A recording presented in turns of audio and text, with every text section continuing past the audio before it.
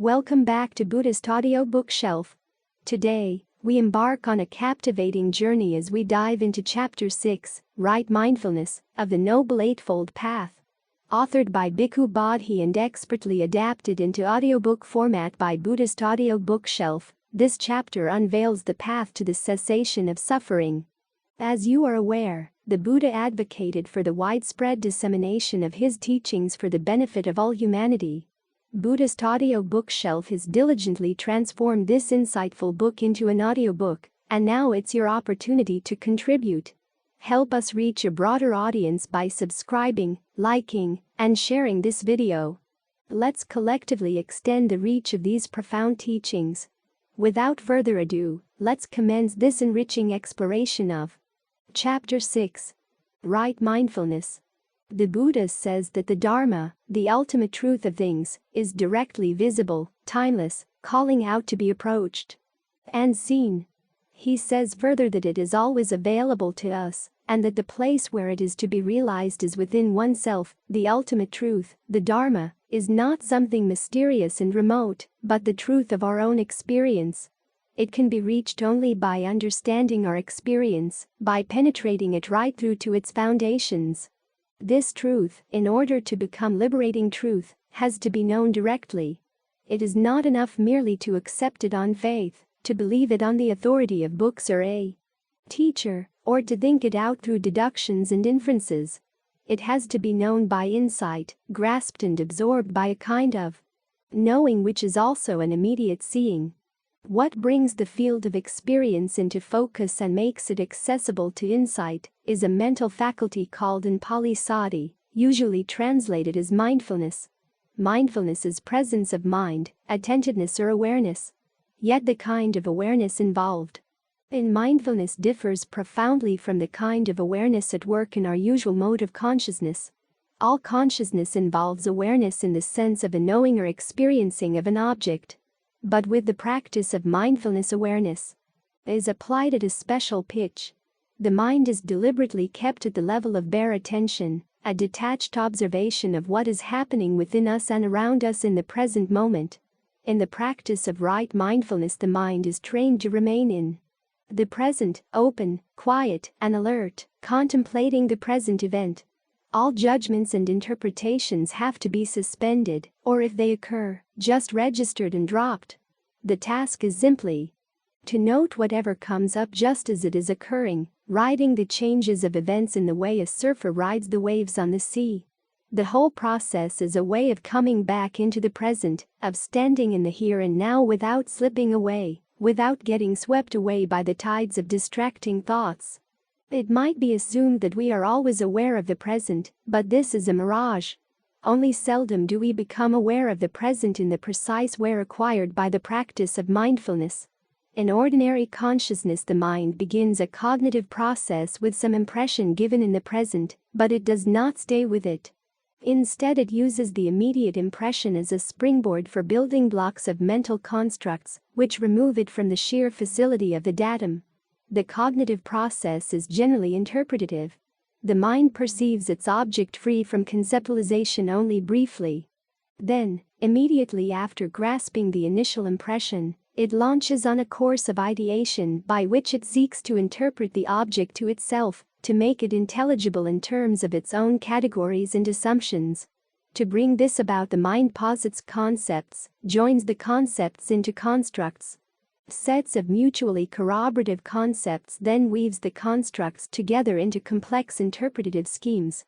In the end, the original direct experience has been overrun by ideation, and the presented object appears only dimly through dense layers of ideas and views, like the moon through a layer of clouds.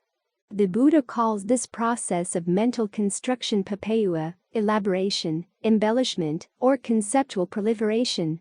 The elaborations block out the presentational immediacy of phenomena. They let us know the object only at a distance, not as it really is. But the elaborations do not only screen cognition, they also serve as a basis for projections.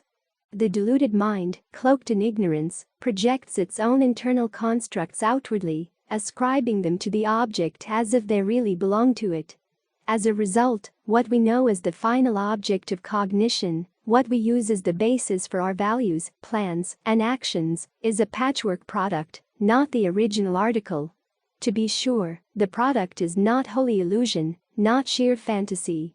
It takes what is given in immediate experience as its groundwork and raw material, but along with this it includes something else: the embellishments fabricated by the mind. The springs for this process of fabrication, hidden from view, are the latent defilements. The defilements create the embellishments, project them outwardly, and use them as hooks for coming to the surface, where they cause further distortion. To correct the erroneous notions is the task of wisdom, but for wisdom to discharge its work effectively, it needs direct access to the object as it is in itself, uncluttered by the conceptual elaborations. The task of right mindfulness is to clear up the cognitive field. Mindfulness brings to light experience in its pure immediacy. It reveals the object as it is before it has been plastered over with conceptual paint, overlaid with interpretations. To practice mindfulness is thus a matter not so much of doing but of undoing. Not thinking, not judging, not associating, not planning, not imagining, not wishing. All these doings of ours are modes of interference, ways the mind manipulates experience and tries to establish its dominance. Mindfulness undoes the knots and tangles of these doings by simply noting. It does nothing but note, watching each occasion of experience as it arises, stands, and passes away. In the watching there is no room for clinging, no compulsion to saddle things with our desires. There is only a sustained contemplation of experience in its bare immediacy, carefully and precisely and persistently. Mindfulness exercises a powerful grounding function. It anchors the mind securely in the present, so it does not float away into the past and future with their memories, regrets, fears, and hopes. The mind without mindfulness is sometimes compared to a pumpkin, the mind established in mindfulness to a stone. So a pumpkin placed on the surface of a pond soon floats away and always remains on the water surface. But a stone does not float away, it stays where it is put and at once sinks into the water until it reaches bottom. Similarly, when mindfulness is strong, the mind stays with its object and penetrates its characteristics deeply. It does not wander and merely skim the surface as the mind destitute of mindfulness does. Mindfulness facilitates the achievement of both serenity and insight. It can lead to either deep concentration or wisdom, depending on the mode in which it is applied. Merely a slight shift in the mode of application can spell the difference between the course the contemplative process takes, whether it descends to deeper levels of inner calm, culminating in the stages of absorption, the jhanas, or whether instead it strips away the veils of delusion to arrive at penetrating insight. To lead to the stages of serenity, the primary chore of mindfulness is to keep the mind on the object, free from straying.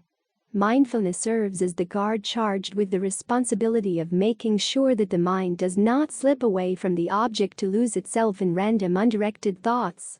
It also keeps watch over the factors stirring in the mind, catching the hindrances beneath their camouflages, and expelling them before they can cause harm. To lead to insight and the realizations of wisdom, mindfulness is exercised in a more differentiated manner.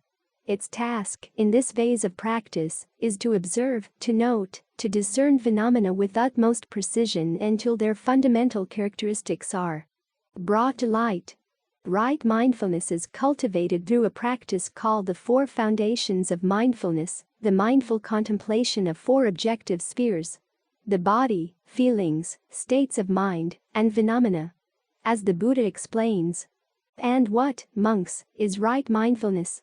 Herein, a monk dwells contemplating the body and the body, ardent, clearly comprehending and mindful, having put away covetousness and grief concerning the world. He dwells contemplating feelings and feeling states of mind and states of mind. Phenomena and phenomena, ardent, clearly comprehending and mindful, having put away covetousness and grief concerning the world. The Buddha says that the four foundations of mindfulness form the only way that leads to the attainment of purity, to the overcoming of sorrow and lamentation, to the end of pain and grief, to the entering upon the right path and the realization of nibbana. They are called the only way, ekenomago, not for the purpose of setting forth a narrow dogmatism, but to indicate that the attainment of liberation can only issue from the penetrating contemplation of the field of experience undertaken in the practice of right mindfulness. Of the four applications of mindfulness, the contemplation of the body is concerned with the material side of existence. The other three are concerned principally, though not solely, with the mental side. The completion of the practice requires all four contemplations, though no fixed order is laid down in which they are to be taken up. The body is generally taken first as the basic sphere of contemplation, the others come into view later, when mindfulness has gained in strength and clarity. Limitations of space do not allow for a complete explanation of all four foundations. Here we have to settle for a brief synopsis. 1. Contemplation of the body. The Buddha begins his exposition of the body with contemplation of the mindfulness of breathing. Though not required as a starting point for meditation, in actual practice mindfulness of breathing usually serves as the root meditation. Subject the foundation for the entire course of contemplation. It would be a mistake, however, to consider this subject merely an exercise for neophytes. By itself mindfulness of breathing can lead to all the stages of the path, culminating in full awakening. In fact, it was this meditation subject that the Buddha used on the night of his own enlightenment. He also reverted to it throughout the years during his solitary retreats, and constantly recommended it to the monks, praising it as peaceful and sublime, an unadulterated blissful abiding, which banishes at once and stills evil unwholesome thoughts as soon as they arise.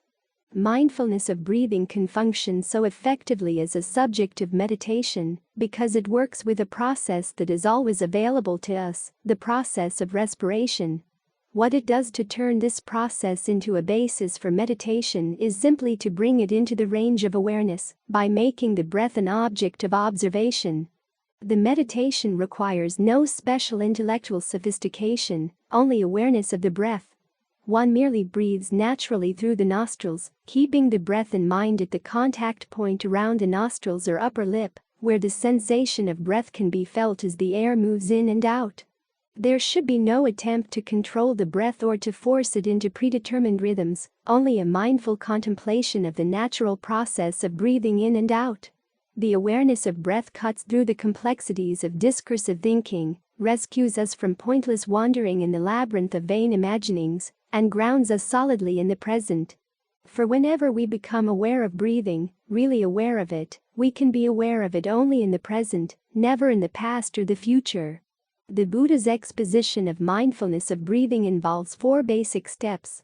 The first two, which are not necessarily sequential, require that a long inhalation or exhalation be noted as it occurs, and that a short inhalation or exhalation be noted as it occurs. One simply observes the breath moving in and out. Observing it as closely as possible, noting whether the breath is long or short. As mindfulness grows sharper, the breath can be followed through the entire course of its movement, from the beginning of an inhalation through its intermediary stages to its end, then from the beginning of an exhalation through its intermediary stages to its end. This third step is called clearly perceiving the entire breath body. The fourth step, calming the bodily function, involves a progressive quieting down of the breath and its associated bodily functions until they become extremely fine and subtle. Beyond these four basic steps lie more advanced practices which direct mindfulness of breathing towards deep concentration and insight. Another practice in the contemplation of the body, which extends meditation outwards from the confines of a single fixed position, is mindfulness of the postures.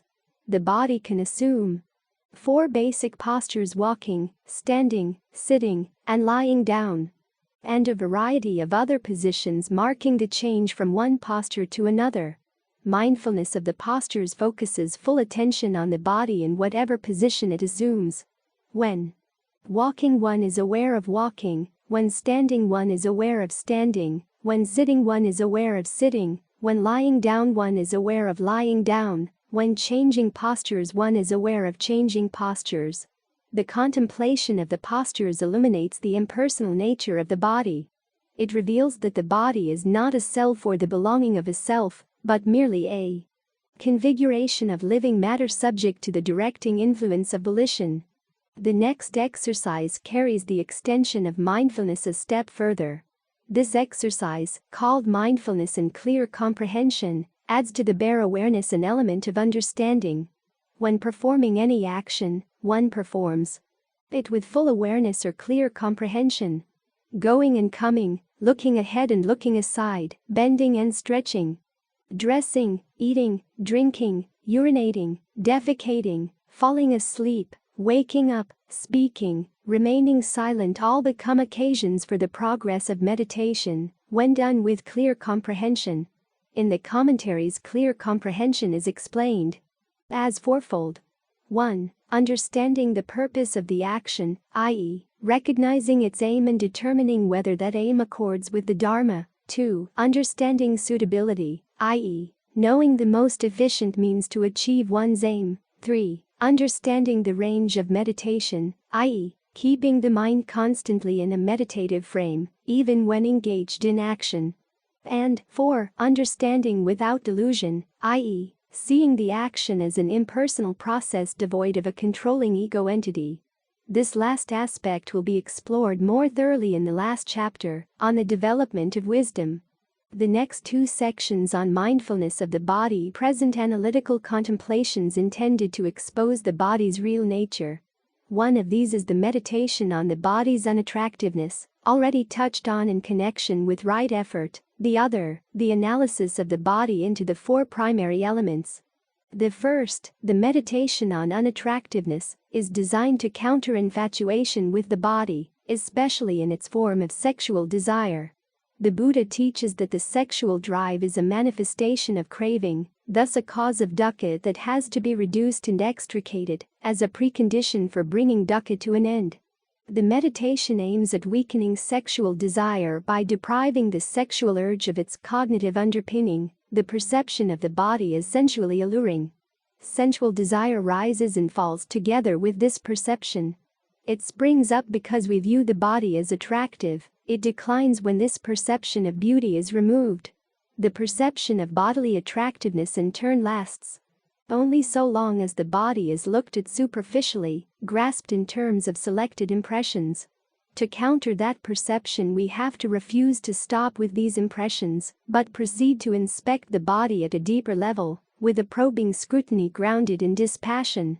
Precisely this is what is undertaken in the meditation on unattractiveness, which turns back the tide of sensuality by pulling away its perceptual prop. The meditation takes one's own body as object, since for a neophyte to start off with the body of another, especially a member of the opposite sex, might fail to accomplish the desired result.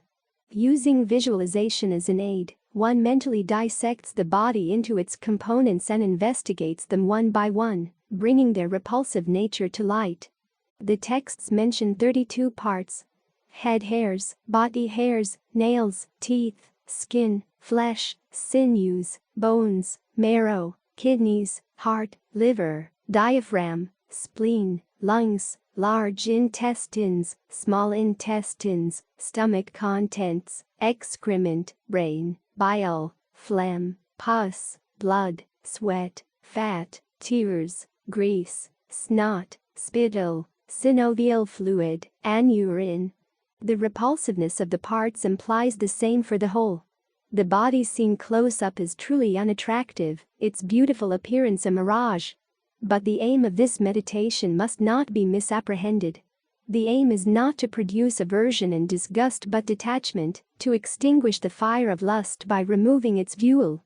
The other analytical contemplation deals with the body in a different way.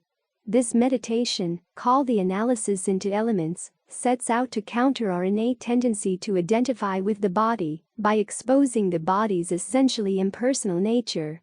The means it employs, as its name indicates, is the mental dissection of the body into the four primary elements, referred to by the archaic names earth, water, fire, and air, but actually signifying the four principal behavioral modes of matter: solidity, fluidity, heat, and oscillation. The solid element is seen most clearly in the body's solid parts, the organs, tissues, and bones, the fluid element in the bodily fluids, the heat element in the body's temperature, the oscillation element in the respiratory process. The break with the identification of the body as I or myself is affected by a widening of perspective after the elements have come into view. Having analyzed the body into the elements, one then considers that all four elements, the chief aspects of bodily existence, are essentially identical with the chief aspects of external matter, with which the body is in constant interchange. When one vividly realizes this through prolonged meditation, one ceases to identify with the body, ceases to cling to it. One sees that the body is nothing more than a particular configuration of changing material processes, which support a stream of changing mental processes. There is nothing here that can be considered a truly existent self, nothing that can provide a substantial basis for the sense of personal identity. The last exercise in mindfulness of the body is a series of cemetery meditations, contemplations of the body's disintegration after death, which may be performed either imaginatively, with the aid of pictures, or through direct confrontation with a corpse. By any of these means one obtains a clear mental image of a decomposing body, then applies the process to one's own body, considering this body, now so full of life, has the same nature and is subject to the same fate. It cannot escape death, cannot escape disintegration, but must eventually die and decompose. Again, the purpose of this meditation should not be misunderstood. The aim is not to indulge in a morbid fascination with death and corpses, but to sunder our egoistic clinging to existence with a contemplation sufficiently powerful to break its hold. The clinging to existence subsists through the implicit assumption of permanence. In the sight of a corpse we meet the teacher who proclaims unambiguously, everything formed is impermanent. 2. Contemplation of feeling. The next foundation of mindfulness is feeling. The word feeling is used here, not in the sense of emotion, a complex phenomenon best subsumed under the third and fourth foundations of mindfulness, but in the narrower sense of the affective tone or hedonic quality of experience. This may be of three kinds, yielding three principal types of feeling: pleasant feeling, painful feeling, and neutral feeling. The Buddha teaches that feeling is an inseparable concomitant of consciousness, since every act of knowing is colored by some affective tone. Thus feeling is present at every moment of experience. It may be strong or weak, clear or indistinct, but some feeling must accompany the cognition. Feeling arises in dependence on a mental event called contact. Contact marks the coming together of consciousness with the object via the sense faculty. It is the factor by virtue of which consciousness touches the object presenting itself to the mind through the sense organ. Thus there are 6 kinds of contact distinguished by the 6 sense faculties: eye contact, ear contact, nose contact, tongue contact, body contact, and mind contact, and 6 kinds of feeling distinguished by the contact from which they spring. Feeling acquires special importance as an object of contemplation because it is feeling that usually triggers the latent defilements into activity. The feelings may not be clearly registered, but in subtle ways they nourish and sustain the dispositions to unwholesome states. Thus, when a pleasant feeling arises, we fall under the influence of the defilement greed and cling to it. When a painful feeling occurs, we respond with displeasure, hate, and fear, which are aspects of aversion. And when a neutral feeling occurs, we generally do not notice it, or let it lull us into a false sense of security, states of mind governed by delusion. From this it can be seen that each of the root defilements is conditioned by a particular kind of feeling. Greed by pleasant feeling, aversion by painful feeling, delusion by neutral feeling. But the link between feelings and the defilements is not a necessary one. Pleasure does not always have to lead to greed, pain to aversion, neutral feeling to delusion. The tie between them can be snapped, and one essential means for snapping it is mindfulness. Feeling will stir up a defilement only when it is not noticed, when it is indulged rather than observed. By turning it into an object of observation, Mindfulness diffuses the feeling so that it cannot provoke an unwholesome response. Then, instead of relating to the feeling by way of habit through attachment, repulsion, or apathy, we relate by way of contemplation, using the feeling as a springboard for understanding the nature of experience. In the early stages, the contemplation of feeling involves attending to the arisen feelings, noting their distinctive qualities: pleasant, painful, neutral. The feeling is noted without identifying with it, without taking it to be I or mine or something happening to me.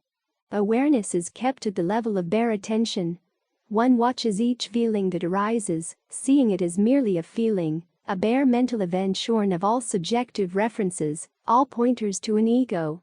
The task is simply to note the feeling's quality, its tone of pleasure, pain, or neutrality.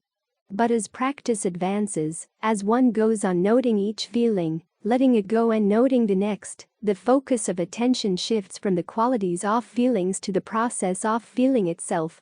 The process reveals a ceaseless flux of feelings arising and dissolving, succeeding one another without a halt. Within the process there is nothing lasting. Feeling itself is only a stream of events, occasions of feeling flashing into being moment by moment, dissolving as soon as they arise. Thus begins the insight into impermanence, which, as it evolves, overturns the three unwholesome roots. There is no greed for pleasant feelings, no aversion for painful feelings, no delusion over neutral feelings. All are seen as merely fleeting and substanceless events devoid of any true enjoyment or basis for involvement. 3. Contemplation of the state of mind. With this foundation of mindfulness, we turn from a particular mental factor, feeling, to the general state of mind to which that factor belongs. To understand what is entailed by this contemplation, it is helpful to look at the Buddhist conception of the mind. Usually we think of the mind as an enduring faculty remaining identical with itself through the succession of experiences. Though experience changes, the mind which undergoes the changing experience seems to remain the same, perhaps modified in certain ways, but still retaining its identity. However, in the Buddha's teaching, the notion of a permanent mental organ is rejected. The mind is regarded not as a lasting subject of thought, feeling, and volition, but as a sequence of momentary mental acts, each distinct and discrete, their connections with one another causal rather than substantial. A single act of consciousness is called a citta, which we shall render a state of mind. Each citta consists of many components, the chief of which is consciousness itself, the basic experiencing of the object. Consciousness is also called citta, the name for the whole being given to its principal part. Along with consciousness, every citta contains a set of concomitants called cittacilias, mental factors. These include feeling, perception, volition, the emotions, etc. In short, all the mental functions except the primary knowing of the object, which is citta or consciousness. Since consciousness in itself is just a bare experiencing of an object, it cannot be differentiated through its own nature, but only by way of its associated factors, the cittasikas. The cittasikas color the citta and give it its distinctive character. Thus, when we want to pinpoint the citta as an object of contemplation, we have to do so by using the cittasikas as indicators. In his exposition of the contemplation of the state of mind, the Buddha mentions, by reference to cittasikas, 16 kinds of citta to be noted: the mind with lust, the mind without lust, the mind with aversion, the mind without aversion, the mind with delusion, the mind without delusion, the cramped mind, the scattered mind, the developed mind, the undeveloped mind, the surpassable mind, the unsurpassable mind, the concentrated mind, the unconcentrated mind, the freed mind, the unfreed mind. For practical purposes, it is sufficient at the start to focus solely on the first 6 states, noting whether the mind is associated with any of the unwholesome roots or free from them. When a particular citta is present, it is contemplated merely as a citta, a state of mind. It is not identified with as I or mine, not taken as a self or as something belonging to a self, whether it is a pure state of mind or a defiled state, a lofty state or a low one. There should be no elation or dejection, only a clear recognition of the state. The state is simply noted, then allowed to pass without clinging to the desired ones or resenting the undesired ones.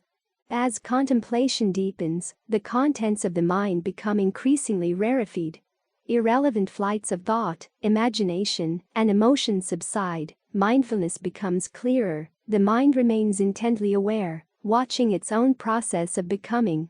At times there might appear to be a persisting observer behind a process, but with continued practice even this apparent observer disappears. The mind itself, the seemingly solid, stable mind, dissolves into a stream of siddhas flashing in and out of being moment by moment, coming from nowhere and going nowhere, yet continuing in sequence without pause. 4. Contemplation of phenomena. In the context of the fourth foundation of mindfulness, the multivalent word dharma, here intended in the plural, has two interconnected meanings, as the account in the sutta shows. One meaning is setasilyas, the mental factors, which are now attended to in their own right, apart from their role as coloring the state of mind, as was done in the previous contemplation. The other meaning is the elements of actuality, the ultimate constituents of experience as structured in the Buddha's teaching. To convey both senses we render dharma as phenomena, for lack of a better alternative.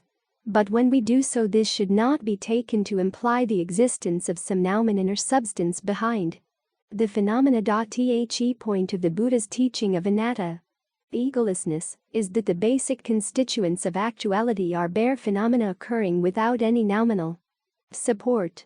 The sutta section on the contemplation of phenomena is divided into 5 subsections, each devoted to a different set of phenomena. The 5 hindrances, the 5 aggregates, the 6 inner and outer sense bases, the 7 factors of enlightenment, and the 4 noble truths. Among these, the 5 hindrances and the 7 enlightenment factors are dharma in the narrower sense of mental factors, the others are dharma in the broader sense of constituents of actuality. In the third section, however, on the sense bases, there is a reference to the fetters that arise through the senses. These can also be included among the mental factors.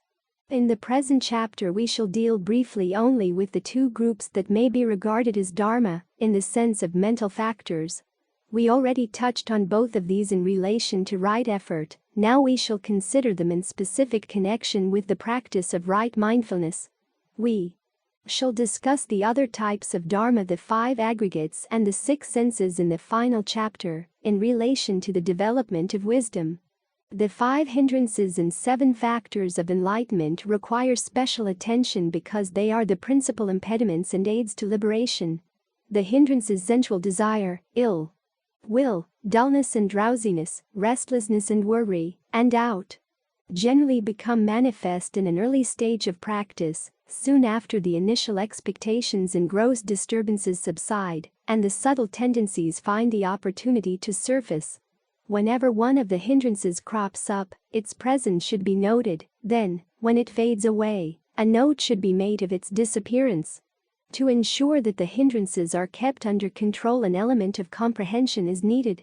We have to understand how the hindrances arise, how they can be removed, and how they can be prevented from arising in the future. A similar mode of contemplation is to be applied to the 7 factors of enlightenment: mindfulness, investigation, energy, rapture, tranquility, concentration, and equanimity. When any one of these factors arises, its presence should be noted. Then, after noting its presence, one has to investigate to discover how it arises and how it can be matured. When they first spring up, the enlightenment factors are weak, but with consistent cultivation they accumulate strength. Mindfulness initiates the contemplative process. When it becomes well established, it arouses investigation, the probing quality of intelligence. Investigation in turn calls forth energy, energy gives rise to rapture, rapture leads to tranquility, tranquility to one-pointed concentration, and concentration to equanimity. Thus the whole evolving course of practice leading to enlightenment begins with mindfulness, which remains throughout as the regulating power, ensuring that the mind is clear, cognizant, and balanced. Thank you for tuning in. This concludes Chapter 6, and we're excited to have you join us for Chapter 7, focusing on right concentration. As the Buddha emphasized, Dharma donation is the most significant form of contribution. The author has dedicated considerable effort to crafting this book, and at Buddhist Audio Bookshelf, we've tirelessly converted such works into audiobook formats. Now, you can actively participate in the Dharma donation by simply subscribing, liking, and sharing this video. Your involvement means a lot to us. Once again, thank you for being a valued part of our community.